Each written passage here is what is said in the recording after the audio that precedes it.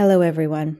Today, I would like to share some information about fawning, which is also called the Fawn response. And this was coined by a psychotherapist named Peter Walker, and he defines it as seeking safety through appeasing the needs and wishes of others. So, of course, you've heard about the fight, flight, or freeze response. But what if the threat is a person that is bigger and stronger than you? So fighting or fleeing aren't going to work. You might try to get closer to them. The way that I kind of picture it is if I can remain cool and calm and friendly, I might be able to disarm the aggressor's adrenaline and fight response so that they might relax a little bit, in which case I would be able to, at some point, strategically be able to flee. And that's, of course, me imagining being threatened by, a big person. But actually, this response is something that gets employed in a much more complex way. And I want to talk today about fawning as a trauma response. So there's so many ways we could speak about fawning and fight or flight responses. But when we consider it as a trauma response, we can understand a trauma response in two ways. There's two ways of using those words. So the first one is that a trauma response is something in the moment. It's a biological mechanism. It's a biological reaction, not a decision, that the body employs when there is an overwhelming threat. So it's an extreme expression of our fight, flight, freeze, fawn responses, or any other. There are many different responses that we have inside of our system to respond to overwhelming threat.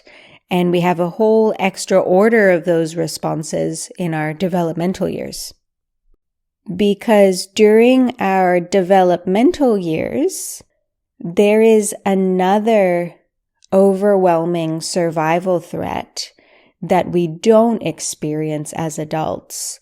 So when we're developing, when we are babies and children, and even young teenagers, young adults, this threat gets less as we get older, and it's most strong when we are the youngest. But there's this other threat of caregiver neglect. Because we rely so heavily on our caregivers, if we are not connected to a caregiver or there's neglect in any way, that is a life-threatening situation for us. And because of that extra threat, overwhelming threat that we face, there are even more trauma responses, even more survival responses that we have in our developmental years. So that's one way of using the word trauma response. It's something that allows us to respond to overwhelming threat. It's a response that is not our everyday operating system, but it's an emergency response. And that might mean shutting down our behavior in an attempt to maintain caregiver neglect, or it might mean becoming overly aggressive or protesting violently in order to try to maintain caregivers' attention. So that's not a normal behavior, that's an emergency behavior, or one way of using the word trauma response. And then the other way that we often use the word trauma response is for when these emergency responses for dealing with overwhelming threat become a habit through repetition and turn into a maladaptive behavior. So, for example, fawning is a trauma response when we employ fawning in an emergency situation or when we're in an extreme circumstances of threat. But then fawning is also a trauma response when there's no emergency situation and we're employing that because it's become a habit and it's become a behavior that we have adopted. So then we also call that a trauma response. So one is more appropriate in the moment, and a trauma response can also be something that has become a habit through repetition and has become a maladaptive behavior. So maladaptive means that it's an adaptive behavior that is not supporting our conscious adult desires or intentions. So it's maladaptive. It does not help us adapt to the circumstances that we find ourselves in. It is an inefficient, ineffective way of navigating our life that has become habituated. So fawning has been so interesting for me, and I'm sure it will be for so many of us because of complex trauma that develops from our developmental years. We all have a quality of fawning to some degree. And when I had a mental health crisis back in 2018, it really took me by surprise as someone who had done all the right things, was a wellness advocate in every way, physical, energetic, emotional, and mental, and was really working on all the levels of my person and my being. And I was like, what is it that has completely undermined my life and my health and my well-being and my mind and my emotions? What has put me into this crisis mode? And the interesting thing for me was learning about the fawn response and other ways that complex trauma was living inside of my system. And I was really able to always remain calm in the face of relational disturbances. And that's what we're taught to do. And when I engage with new students, this is a lot what I hear from them is that they want to remain calm in heated situations.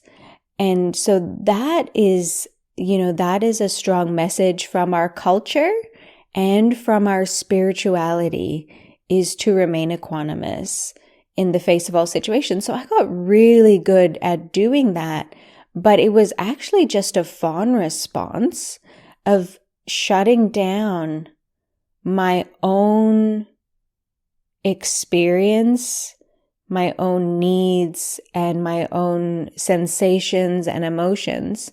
Because if you're in touch with those, you're going to feel the waves of that. You're going to feel the energy of that. And if you let that move through you, and that is helping to guide the situation, it's going to look very different from being a frozen, equanimous statue or, this field of calm. And I always thought that it was just expressing that presence. And in many ways, I did tap into that presence meaning the kind of stillness that we have within. So, I thought, this is great. I'm tapping into this deep stillness inside and I'm able to remain calm. But in doing that, I was cut off from my own authenticity. So my own feelings, my own experience, my personal experience.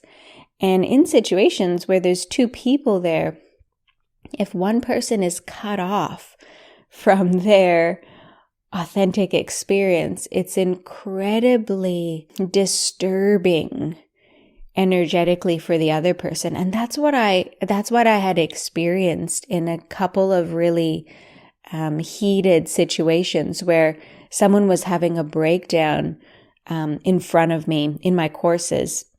And I was holding that equanimous space, and that was making them crazy. It was just driving them to such trauma, and they were just reacting, it was just increasing their trauma reactions, almost as if they were trying to get attention. They're trying to get some authenticity. And all I was meeting them with was that stillness and that presence. And it really didn't work for the other person. It definitely, I was kind of remained equanimous until months later when I had that mental health breakdown that showed me that I was able to remain equanimous, but I wasn't healthy and I wasn't functional, and the approach I was taking was not functional. It wasn't supporting others, and it wasn't healthy for me. And I just want to share here how grateful I am to be able to record these podcasts and, put up a poll in our Facebook group, and to have this beautiful response showing your interest of what you want to learn and have me speak about. It's such a joy, and it's such a gift for me to get to put these episodes together. Creating these podcasts is one of my favorite things to do, and I'm so grateful to you for listening and participating in this. So what I just shared then, this could be considered fawning. So what is the difference between fawning and being caring and being nice? That is something that I find to be a really interesting question, because it's not about what you say, it's not that you have to be worried about being nice and try to hold back. One of the definitions of fawning is exaggerated flattery or affection. So really trying to get close to people, being really nice in an attempt to feel secure and to earn approval and to try to diffuse conflict. So how do you know the difference between being nice to someone and being authentic? And for me, the difference is very clear. When we are being caring and nice, and we're being authentic and not fawning, and it's a healthy expression, it's coming from the heart. And by coming from the heart, if you haven't studied or been on retreat with me, coming from the heart means coming from a deep embodied presence. That's what the heart means. It means the center of our being, the deepest centeredness is being expressed. So we're in the present moment, and we're connected to these qualities of the heart, or our presence and being, which are this kind of sweetness and love. And when we're connected to that, and that is open, and that's flowing, and we're present, and then there's an overflowing of that, and that's what gets to be shared to another person. That's the generosity of the heart. That's being caring and nice. That's being authentic. That's what feels so good for us, and is so healing for us, and is so healing for others, so connecting, so grounding and nourishing, is when there's this overflowing from the heart. And the other one, fawning, is when it's a compulsion. It's from forces outside of this moment. It's from outside of the embodiment. It's when we shut down, it's happening unconsciously, right? So it's this trauma response, a habit that's being developed from this complex neglect or complex not getting our needs met for years and years and years and years, and building up layers around that lack of needs getting met. And then we are compelled to unconsciously, we just leave our body, and we adopt this very surface behavior of trying to earn approval, trying to diffuse conflict and feel secure through exaggerating our affection and flattery. So it's not coming from a deep internal connection with ourself and with what feels good to us. And then there's an overflow. It's actually coming from something very unconscious, a habituated internal fear that we have. Another word for it is sometimes called people pleasing. So to the degree that we're disconnecting from our own emotions, sensations, and needs, and we're, doing our very best. And some of us are very intelligent, so we'll very smoothly and efficiently be able to disconnect from our own emotions, sensations, and needs and people please others and show up looking, really playing the part and really looking like we're in service and really looking like we're spiritual and really appearing to be nice and caring. And it's in an attempt to feel secure, to earn approval, and to diffuse conflict, but it never actually, it's very empty. It doesn't actually give us that. It's just an attempt.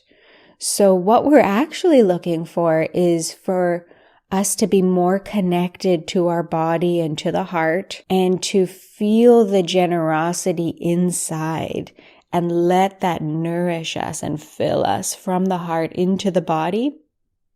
And then to find skillful ways of being able to express that as it overflows. So when I was sharing about how much I love doing these podcasts, my eyes were closed and I was just in this kind of ecstasy of my own heart. And whatever, I obviously trust my words very much. So I just allowed that to flow, whatever I felt about how much I love creating these podcasts and how grateful I am to this community. But I could easily have been saying that with my eyes open, like, peeking and activated and just trying to seek approval, trying to seek security, worried, and needing a compulsion to share those things. So not being a choice. It is satisfying to do that because you've made an attempt at your own safety. So it does feel good on some level to employ fawning. That's why we do it. But it's empty in that way. I hope that makes sense. And then just in the Facebook group, there was a question that I just want to briefly address now. So I'd like to know if fawning covers something about feeling worried to trigger people when I'm feeling great, like an overconfidence issue. So if you're worried about triggering people because you are feeling great, to me, it sounds like an unnecessary sensitivity to other people's feelings that is actually inside of you. So it's not really it's not their feelings because you're worried about their feelings. It's not even like you're meeting their feelings. You're meeting a worry about their feelings about you. So it definitely sounds like a unconscious and unnecessary, unhelpful oversensitivity to other people's feelings. And the best thing we can do for that is to just be aware that this is happening and that we're doing this. And when this sensitivity comes up, to help to bring more awareness, the best thing is to unpack it. So when these triggers come up, remember, triggers are great. Triggers are signposts telling us exactly where to look next for our healing and deconditioning and for our flourishing and optimization. So when there's a trigger, it's telling you exactly where to look next. So you're worried that this person is going to be triggered, that you're feeling great. Well, it's time to unpack that. What have they said? What is it that you're actually worried about? What are you scared about? Getting better at asking these kind of skillful questions about your own experience is one of the greatest gifts you could ever give yourself, because it's heightening this self-awareness. And that self-awareness is exactly one of the greatest tools for being able to anchor deep into that heart center. It's self-awareness is something that you're investigating in the present moment through your layers into your being, and getting that deeper connection instead of just living on the surface of what your worries and triggers and thoughts are that are really the last expression of what's really going on inside of you. So I love that you ask this question, and it's, being willing to ask this first question is you seeing the first layer, the most superficial layer of what is actually going on inside of you. And it's a little doorway inward to you and one of your layers. So I hope you will investigate that. So fawning is a huge topic. I can't believe this was already 20 minutes, just kind of scratching the surface about this powerful understanding of how our behaviors are unconsciously maladaptive to our more authentic, more grounded adult versions of ourselves. And like I said, it's a huge topic, super powerful. Having more awareness around these behaviors automatically transforms them. And that's just how it works. I'm sure you've heard me speak about this many times. So knowledge absolutely can completely change behaviors. Just having a different understanding of something can change the way that we think and behave and how our life unfolds. So I really hope that you've enjoyed this piece. And next year in the Therapeutic Embodiment Facilitator training, the same one that we ran this year, there's going to be a whole module on fawning. So we're going to go really deep into that.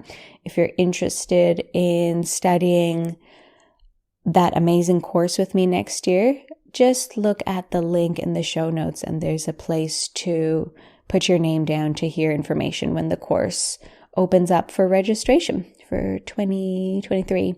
Which I'm really, really looking forward to, because we're going to go through a lot of these really interesting, incredible, transformational topics in a lot of detail. So as always, if you have any questions, just reach out, and thank you so much for listening. I will speak to you in a few weeks. Thank you for tuning in to the Functional Spirituality Podcast. If you enjoyed the show, make sure you subscribe by pressing the plus button on iTunes or the following button on Spotify. This is going to ensure that this resource is available and top of mind when you most need it. So please subscribe now.